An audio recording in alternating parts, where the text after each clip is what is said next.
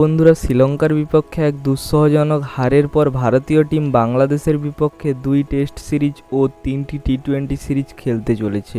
ভারতীয় টিম এক আশ্চর্যজনকভাবে শ্রীলঙ্কার কাছে হেরেছে ঠিকই, কিন্তু বাংলাদেশের বিপক্ষে সবসময়ের জন্য ভারতীয় টিম দুর্দান্ত খেলে এসেছে।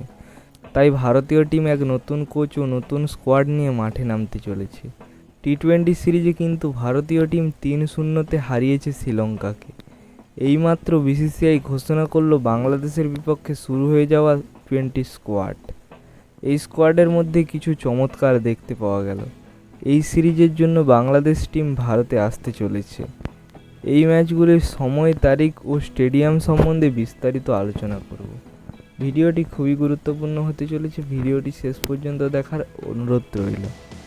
বাংলাদেশের বিপক্ষে প্রথম 2টি টেস্ট সিরিজ খেলা হবে। প্রথম টেস্ট ম্যাচটি সেপ্টেম্বরের 19 থেকে সেপ্টেম্বরের 23 পর্যন্ত ভারতীয় ক্রিকেট স্টেডিয়াম চেন্নাইতে সকাল 9:30 থেকে শুরু হয়ে যাবে এবং দ্বিতীয় টেস্ট ম্যাচটি 27শে সেপ্টেম্বর থেকে 1 অক্টোবর পর্যন্ত কানপুর ইন্টারন্যাশনাল ক্রিকেট স্টেডিয়ামে দেখতে পাওয়া যাবে। এই 2 ম্যাচ সকাল 9:30 থেকে লাইভ দেখতে পাওয়া যাবে এবং প্রথম টি-20 ম্যাচ শুরু হবে 6 এবং টি-20 সিরিজের কথা বললে প্রথম টি-20 ম্যাচ শুরু হবে 6 অক্টোবর ধর্মশালা ক্রিকেট স্টেডিয়ামে ভারতীয় সময় অনুযায়ী সন্ধ্যা 7টা থেকে এবং দ্বিতীয় ম্যাচ 9 অক্টোবর দিল্লির ইন্টারন্যাশনাল ক্রিকেট স্টেডিয়ামে এবং তৃতীয় টি-20 match 12 October Hyderabad international cricket স্টেডিয়ামে দেখতে পাওয়া যাবে।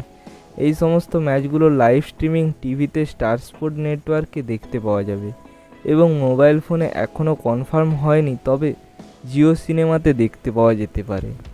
এবং জানিয়ে রাখি, এখনও পর্যন্ত বাংলাদেশের বিপক্ষে কোনো স্কোয়াড ঘোষণা করা হয়নি।